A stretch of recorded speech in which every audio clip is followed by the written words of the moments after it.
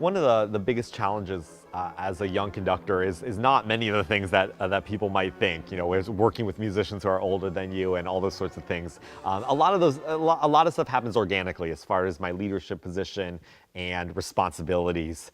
But I would say one of the hardest things, in fact, is programming, is deciding how you want to present your season, especially because when you're young, you want to do everything. You know, everything in music right now to me is exciting.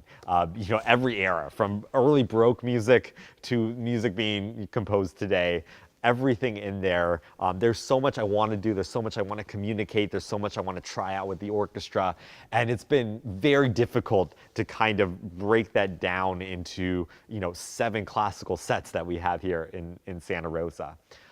So what I look for is music that will work together on programs in ways that make people think, which means that it doesn't actually need to be a theme. You know, it doesn't need to be like, you know, music about, I don't know, mountains, or music about oceans, or you know, music about people falling in love. You know, we don't need necessarily a theme like that. And in fact, sometimes the theme will make people kind of treat the music all the same way, which we definitely don't want.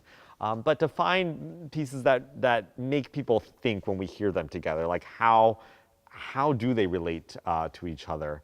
And I think that often can happen wonderfully if we actually juxtapose pieces from, you know, 200 or 300 years apart, maybe about the same theme, just so we can see how composers approach it differently.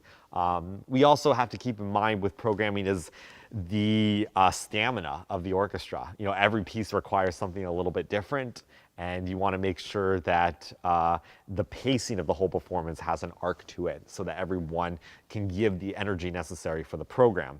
Then you have to worry about your soloists. You have to worry about who can come, what concertos do they play, and how do you fit that into a whole program. So it's everything is new for me at the moment. I'm starting my 2nd season as music director of the Eugene Symphony, which means it's my very first season of programming that I'm actually conducting.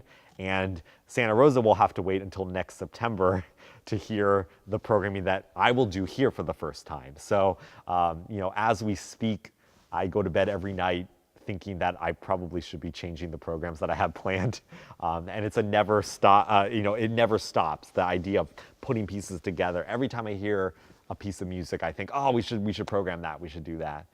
So it's certainly a challenge, but at the same time, boy, is it fun to have the opportunity to lead a community and lead an orchestra with your programming.